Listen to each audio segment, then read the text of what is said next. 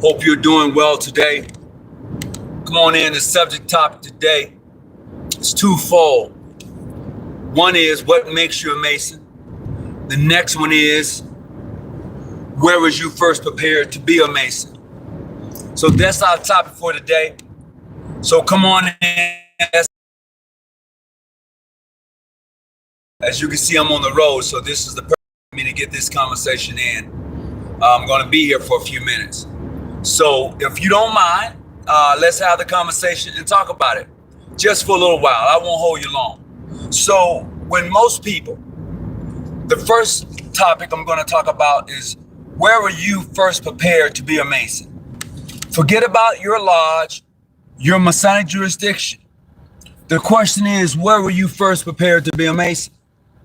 That's the question on the table right now. And I know for the most part, those of you who are Masons, and even those of you who are Eastern Stars, I can ask you that same question. Where were you first prepared to be an Eastern Star? That question even applies to you, sister. Yes, it does. Yes, I know some of you are going to say, how is that question even, you can even relevate that question to the sisters? Because if this is not in your heart in the beginning, if it's not already planted there in the beginning, you're not going to be a successful Eastern Star. You're not going to be a successful Mason. The question remains, where were you first prepared to be a Mason? And as I said, I added this question also to the sisters of the order, because once again, if this is not something that's in your heart and you don't apply the information in your life, it's not going to be worth anything to you. You're going to be relegated to just being a member of the Order of the Eastern Star. You're going to be relegated to just being a Freemason. But if you take the information that is handed over to you and you apply that to your routine, to your daily life, to your journey, it is indeed going to assist and aid you along the way in life, along the labyrinth that you walk. It's going to assist you. But when you don't take that and apply that, you're not going to get anything out of it. So where were you first prepared to be a Mason? Where was you first prepared to be an Eastern Star? And when you're able to really solidify and answer those questions for yourself, then and only then are you going to understand the organization itself. No matter what anybody says, no matter jurisdiction, affiliation, whatever that may be like. But when you accept the thing and it's placed in your heart and you talk about it from a heartfelt position, it's not going to matter your jurisdiction. It's really not, because you're going to live it. You're going to be it. And most of us don't live it, nor are we being it. We're relegated this to a social organization, a social confine, a social construct. So therefore, if you have no relative meaning out of it, what you have is I am a this and I am a that. There is no I am a this or a that. It is what it is. If you are a Mason, that's what you are. You're an Eastern Star, that's what you are. And to put anything below or over that, you're really doing yourself a disservice of the very thing that you have obligated yourself to. You gave your word. And if you then can't stand by the very solemn vow of your word, then what is it that you can stand by? Because if it's not there, if it's not in your heart, and you just going about your daily journey, and you can't relegate any of that within the framework of your life and your journey, then what is it good for?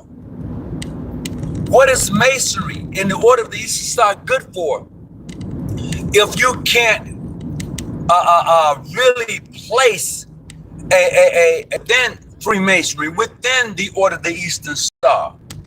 When you begin to apply what it means to your life, then then it begins to come from inward to outward, because that's where you was first prepared to be an Eastern Star, where you was first prepared to be a Mason. If it's in your heart, then when you begin to apply that very thing to you, it's going to relegate itself on the outside. You're going to demonstrate what it is to be a Mason star on the outside. You're going to demonstrate what it is to be a Mason on the outside when it's relegated to the heart. And most of the time, let's just be honest, a lot of times this is not even in your heart. Let's just be truthful with that.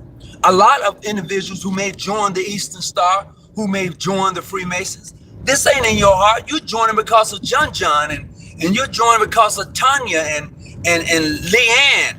That's why you come, man, y'all look like y'all have a lot of fun. I want to be a part of that. We do have fun, and it's great, but you must be able to apply the learnings to it. You must be able to apply the tools to it. And if you're not able to apply the tools to it, it doesn't even matter, because all you're here to do is just have fun. I don't care about your jurisdiction. I keep saying it over and over again because I want you to understand the thing that you are a part of is a journey. Call. You know, say by number or by name. It's your journey. It's your whole thing. Sorry, please say a command. It's your whole thing. And when you can't relegate that, when you can't put that in the right perspective, this is where you're going to be. So fraternal greetings to everybody who's coming on. Greetings to you. I hope that this message, I hope that this conversation is finding you well. And as we go through it. So today's topic, if you're just tuning in, today's topic is what makes you a Mason and where were you first prepared to be a Mason? Or you can reverse that. Where was you first prepared to be a Mason and what makes you a Mason? You can apply that to the Eastern Star also. Yes, you can apply it to them. Absolutely you can. Because if a sister of the order, once she walks the labyrinth and understand those 5 points, which means she's going to relegate that to her life. Because in order to be a sister of the Order of the Eastern Star, this thing must first come from your heart. And then it's going to relegate on the outside because you're going to learn what those 5 points represent in your journey. And if they truly represent the 5 herons of the order, when they truly represent the 5 stages in your life as a woman, then that's going to show as you begin to mature. That's going to show as you begin to become that woman. It's going to show. Just like for the brothers, it's going to show the brothers as you begin to grow from youth to manhood and to age. It's going to show. But it's not going to show when you don't understand what you are a part of. It's not going to show up at all.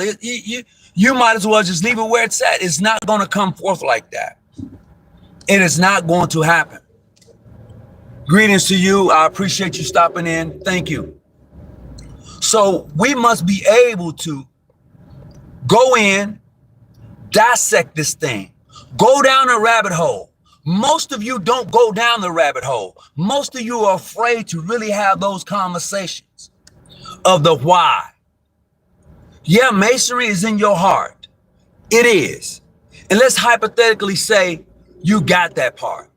Now let's go back and say now that it's in your heart, now you're going to show this from the point of view of relegating it and showing it and demonstrating it from the way you live your life. And then once that's done, after you have demonstrated and relegated it to how you live your life, now how can you apply it so everybody will understand it? And that's the thing you have to do. Let's go down that rabbit hole. Again, to break down when you first come in. You know, if Masonry's first, if you were first prepared in your heart as a Mason to accept the thing, just as it is in the Eastern Star, then let's go through it. Let's understand. Next, if your obligation makes you a Mason, if that is true, then it doesn't relegate to your Grand Lodge. It doesn't relegate to your to anything other than you in that obligation, because that's what makes you a Mason, period. First and foremost. Now, there are some rules according to your Grand Lodge, but when you take that obligation from the Wishful Master who gives it, then you are a Mason. Period. You're can put a dot at the end of that. No matter you're a fellow craft, no matter you are a master mason, it doesn't matter whether you are 33rd or 95th. Once you take that obligation, you are then considered to be a mason. Period. Now, according to your Grand Lodge, there may be some things that you may not be privy to only because you are into apprentice. But even with that being said, you are still a mason. And once you begin to apply that, so when you enter that Masonic hall, everyone in there should be on the level. That means from the into apprentice to the master mason, everyone in there should be on the level. Everyone is equally yoked. And you're probably saying, what do you mean a righteous judgment? Meaning that I'm going to treat my brother as I want to be treated. It's a righteous judgment. But when you can apply that, when you can't do such a thing, then it doesn't even matter. It doesn't even count. It doesn't matter. It doesn't even count. Because you can't even uphold the simple values and principles of being a Mason, of being an Eastern Star. And when you can't do that, what it's worth?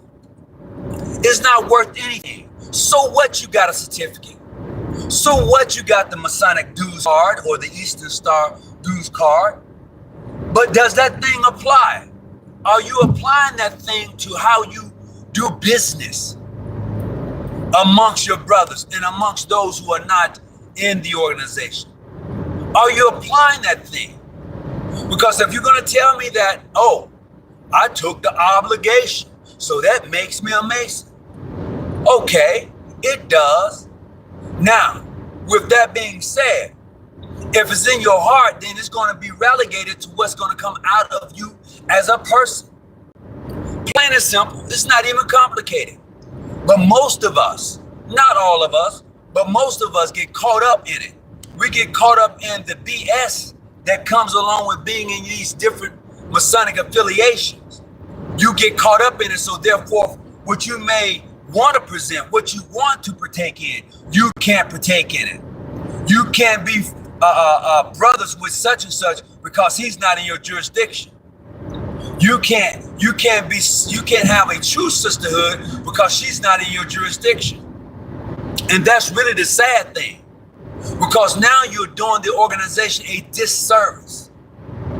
It is not that masonry is jacked up, it's the people that are in it that's jacked up, because you don't apply the very tenets of your profession to anything. You've relegated it to being a social club or a social organization. You're just in it because Leanne is in it. You're in it because JoJo is in it. I like the way they get down. I like the way they party. But you don't study. You don't learn anything. You don't take from the knowledge that is within the organization and apply it or share it with those who may not know. You don't do that. And so that's what you get. You get all the misperceived perceptions of a great organization, but you don't apply that. You don't occupy your mind with useful knowledge, because if you did, most of the stuff we see today, we wouldn't be seeing. You really wouldn't be seeing it if you truly applied useful knowledge. You wouldn't be seeing that if you truly understood the sisterhood of the Order of the Eastern Star and really understood what you said. No, you wouldn't be dealing with it. Absolutely not. But what you've done is you've taken it and you've just made it useful, but yet not useful. It's useful for you when you want to use it. It's not useful when you don't want to use it. Simply putting it that you use it to get things from people. You know how, yeah, I'm a sister of the order. Could you come and do me this favor? The brothers do the same thing. Oh, I'm a Mason. Can you do me that favor? You know, but you don't apply it. You use it, then you abuse it, but you don't apply it. And this is what we get. This is exactly what we get. Please hit the like button. I certainly would appreciate it. So for me, what I try to do is actually apply that. If you don't like me, I'm fine with it. If you consider me to be bogus, I'm fine with it. I'm okay with it because that street rolls both ways. Let's have some clarity on that. That street rolls both ways. See, I'm not the dude to say, oh, I don't like you. If you don't like me, I don't like you. So we equal. So there's no miscommunications in it at all. Most of us want people to like us. Nah, I don't need you to like me for me to have a successful life or for me to be part of an organization that I feel going to help benefit me in this walk with applying knowledge, useful knowledge. So I can take that and turn that switch on and move forward in this thing we call life. And in the process of moving forward, it gives me a better opportunity in growth, in understanding, in having that knowledge that I can apply it in my daily journey, in my daily life. Most of us are too afraid to do that because you don't want to go down a rabbit hole. You want to go back and forth over the same thing day in and day out. And I can add that even to myself. Yeah, I'm talking about me too. You know, because sometimes I get caught up and relegated to the smallness of things that come along instead of looking at the bigger picture and taking that and applying it in my daily journey, in my daily life. Absolutely. And this is where we become stuck. We become stuck in such a way till it's totally unfreaking believable. Be it a white Mason, a black Mason, whatever you want to call yourself as far as your ethnicity is concerned. But the uniqueness of a Mason is that doesn't even apply. It shouldn't apply, but it has applied. Let me put it that way. It shouldn't apply, but it has applied. And in the process of it applying, we really miss out on the uniqueness of what the organization is. We really miss out on it. You don't really enjoy the organization as you should enjoy it. Because what we have, absolutely, the system of Freemasonry is a unique system in its own form and right. It is. And when I say right, I'm talking R-I-T-E, right. But what we've done with that right is that we have corrupted that right with our own ideologies instead of applying the knowledge that we can get out of the right and understand it from a different perspective. Like hypothetically, let's take for instance, when you enter the lodge as an apprentice Mason, and you walk between the two pillars, may I say that you may have the names of these two pillars, but they're actually two hemispheres. There's a left and right hemisphere. When you begin to apply that to yourself, then you look at your brain. And within the foundation of your brain, there are two hemispheres. There's the left and right hemisphere. And if you know anything about the brain, there's the front hemisphere. That front hemisphere, you have long-term and short-term memory. So when you begin to introduce information into the hemispheres, one is going to be long-term and one is going to be short-term. Now, once that takes place, and you begin to look at the globes that sit on top of those two pillars, one represents that planet and one represents that as universal. So if knowledge is plenty and masonry is universal, so is knowledge universal, so is knowledge plentiful. And then you look at the pomegranates, which is wrapped around it, meaning that I would be able to eat from it. Now what you going to do with it? Now that you know that it's universal, now that you know that it's plenty, what are you going to do with it? Are you just going to hoard it? Which some of us do. Some of us hoard the information. Some of us hoard what we call knowledge. And then some of us refuse to go down a rabbit hole because there's more to it than just those being polars, be it left or right, be it north or south. Those polars mean something, But you have to go in and break that down for yourself. And when you're able to do that and have that better understanding of it, the symbolic meaning goes way deep. Way deep. Because as I said before, Masonry speaks language. It has its own language. And to understand the language, you got to go and get it. You got to go and find it for yourself. You got to be able to break it down for yourself. So when you are in communication with the brother of the craft, he may not know what you know, and you may not know what he knows. The mere fact that you're able to share this language, this information with him, it really opens up another door. Or the evergreen that is around the altar of footwork of the Order of the Eastern Star. Nobody ever talks about the lion. Nobody never talks about the dove. Those things are found at the foundation of the Order of the Eastern Star. Nobody never talks about the broken collar in the Order of the Eastern Star. Oh yeah.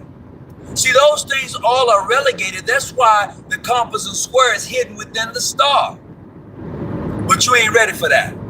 I'm just saying. That's another rabbit hole. But when you go down a rabbit hole, please drop some breadcrumbs. This is a continuous journey that we are on. And the reason some of us can't figure it out, let me put it that way. The reason some of us can't figure it out, because we don't want to figure it out. We like the bickering. We like that. We like the name calling. We like all of that, but you don't learn anything from that. You're not learning from that. If I know a brother that can tell me that he's learned something that's going to enhance him in masonry from all of the bickering and the going back and forth, I will listen to him and I would try to see what has he learned. You know, so then I can take it and apply it. But from what I've gathered, from what I've seen, from what I've watched, you don't get anything. You don't learn anything. You don't gather anything from that perspective.